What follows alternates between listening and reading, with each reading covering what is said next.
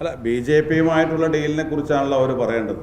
ജമാഅത്തെ ഇസ്ലാമിയുമായി ബന്ധത്തെക്കുറിച്ച് ഞാൻ പറയല്ലോ, മലപ്പുറത്ത് നിന്ന് സംസാരിക്കുമ്പോൾ ഞാൻ മുമ്പ് സൂചിപ്പിച്ചതാണ്. മലപ്പുറം ജില്ലയിലെ ഗ്രാമപഞ്ചായത്തുകൾ, തൊട്ടടുത്തുള്ള പഞ്ചായത്തുകൾ ഉൾപ്പെടെ CPM പഞ്ചായത്ത് പ്രസിഡൻ്റായത് ജമാഅത്തെ ഇസ്ലാമിയുടെ പിന്തുണയോടുകൂടിയാണ്. കഴിഞ്ഞ തെരഞ്ഞെടുപ്പിന് മുമ്പുള്ള തെരഞ്ഞെടുപ്പുകളിലൊക്കെ വളരെ പ്രകടമായി തന്നെ ജമാഅത്തെ ഇസ്ലാമിയും CPM തമ്മിലുള്ള ബന്ധം എല്ലാവർക്കും ബോധ്യമുള്ള കാര്യമായിരുന്നു. അന്നൊന്നും ജമാഅത്തെ ഇസ്ലാമി അവർക്ക് തൊട്ടുകൂടാത്ത പാർട്ടി ആയിരുന്നില്ല.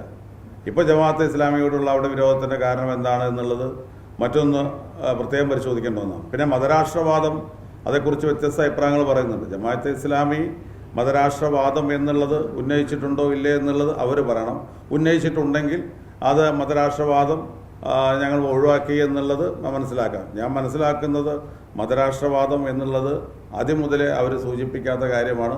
പിന്നീട് അത് ഒഴിവാക്കി എന്ന് പറയുന്നതിൽ അർത്ഥമില്ല എന്നുള്ള രീതിയിലുള്ള കാര്യങ്ങളാണ് മനസ്സിലാക്കാൻ കഴിയുന്നത്. അപ്പോൾ അത്തരം കാര്യങ്ങളിൽ എന്തായിരുന്നു ജമാഅത്തെ ഇസ്ലാമിയുടെ നിലപാട് എന്നുള്ളത് അവർ തന്നെയാണ് ആദ്യം പറയേണ്ടത്. അത്തരം കാര്യങ്ങൾ പറഞ്ഞിട്ടുണ്ടോ മുമ്പ്, പറഞ്ഞ കാര്യങ്ങളാണോ പിന്നെ മാറിയത് എന്നുള്ളത് എനിക്കതിനകത്ത് പറയാൻ കഴിയില്ല. ഞാൻ മനസ്സിലാക്കുന്നത് അത്തരം കാര്യങ്ങളിൽ കുറെ കൂടി വ്യക്തത വരേണ്ടതുണ്ട് എന്നുള്ളതാണ്.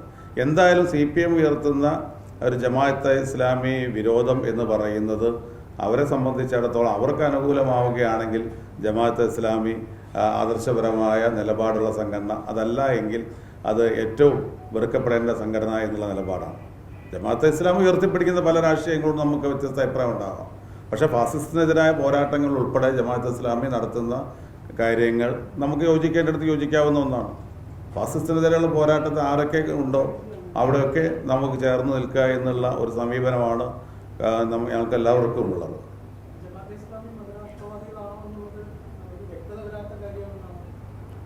അതിനകത്ത് മതരാഷ്ട്രവാദമായിരുന്നു ജമാഅത്തെ ഇസ്ലാമി ആദ്യം ഉയർത്തിയത്. ഇപ്പോൾ മതരാഷ്ട്രവാദം ഉയർത്തുന്നില്ല എന്നാണല്ലോ പറയുന്നത്. അപ്പോൾ മതരാഷ്ട്രവാദം ജമാഅത്തെ ഇസ്ലാമി എപ്പോഴാണ് ഉയർത്തിയിട്ടുള്ളത് എന്നുള്ളതിനെക്കുറിച്ച് എനിക്ക് വ്യക്തമായ ബോധ്യമില്ല. അപ്പോൾ അങ്ങനെ ഉണ്ടെങ്കിൽ പിന്നെ അത് മാറിയത് മനസ്സിലാക്കാം. അപ്പോൾ ഇല്ലാത്ത ഒന്ന് അങ്ങനെ ഒന്നും ഉണ്ടായിരുന്നു, പിന്നീട് അത് മാറിയതാണ് എന്ന് പറയുമ്പോൾ അവിടെയൊക്കെ ഒരു ക്ലാരിറ്റി കുറവുണ്ട്.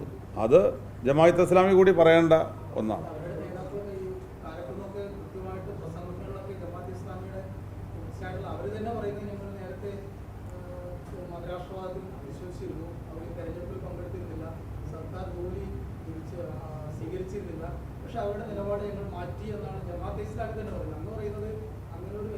അല്ല, അങ്ങനെ നിലപാടുണ്ട് എന്നുള്ളത് അവർ പറയാൻ നമുക്ക് അംഗീകരിക്കാം. പക്ഷേ ഇത് മാധ്യമങ്ങൾ ഉണ്ട് എന്നൊരു ഭാഗത്ത് പറയും, പിന്നെ അത് പിൻവലിച്ചു എന്ന് പറയും. ആ പിൻവലിച്ചതിനെ കുറിച്ച് എന്താണ് അഭിപ്രായം എന്നാണല്ലോ നിങ്ങൾ ചോദിക്കുന്നത്. എനിക്ക് അതിനകത്ത് ആ കാര്യത്തിൽ തന്നെ എനിക്കൊരു വ്യക്തത കുറവുണ്ട് എന്ന് ഞാൻ പറഞ്ഞത്.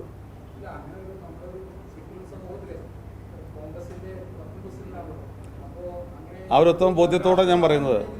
ഞാൻ പറഞ്ഞല്ലോ, ജമാഅത്ത്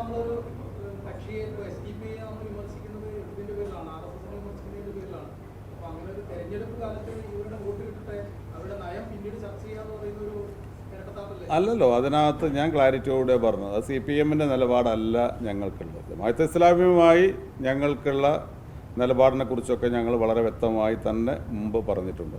അതുകൊണ്ട് എല്ലാ കാര്യങ്ങളും ഞങ്ങൾക്ക് അതിന് യോജിപ്പുണ്ടെന്നല്ല. പക്ഷേ ജമാഅത്തെ ഇസ്ലാമി ഉയർത്തുന്ന ഞാൻ പറഞ്ഞല്ലോ ഇത്തരത്തിലുള്ള ഫാസിസം പോലെയുള്ള കാര്യങ്ങൾക്കെതിരെ, അല്ലെങ്കിൽ ഇന്ത്യയിലെ ഇന്നത്തെ ഭരണകൂടം നടത്തുന്ന പ്രവർത്തനങ്ങൾക്കെതിരെയൊക്കെ അവരുടെ ഭാഗത്തു നിന്നുണ്ടാകുന്ന ചില സമീപനങ്ങളുണ്ട്. അതിൽ യോജിച്ച് യോജിച്ച് പോകാം. പിന്നെ അവർ ഞങ്ങൾക്ക് പിന്തുണ പ്രഖ്യാപിച്ചു കഴിഞ്ഞാൽ, ഞങ്ങൾ ഏതെങ്കിലും വെൽഫെയർ പാർട്ടി കോൺഗ്രസിന് UDF-ന് പിന്തുണ പ്രഖ്യാപിച്ചു കഴിഞ്ഞാൽ ഞങ്ങൾ വേണ്ടെന്ന് പറയണം. LDF അത് പറയും. അപ്പോൾ ഞങ്ങൾക്ക് പിന്തുണ നൽകുന്നുണ്ടെങ്കിൽ ഞങ്ങളുടെ നിലപാടിനോടുള്ള പിന്തുണയായിരിക്കും അത്. ഞങ്ങൾ UDF എടുക്കുന്ന നിലപാടിനോടുള്ള പിന്തുണയായിരിക്കും. അത് ആർക്ക് വേണമെങ്കിലും പിന്തുണയ്ക്കാം.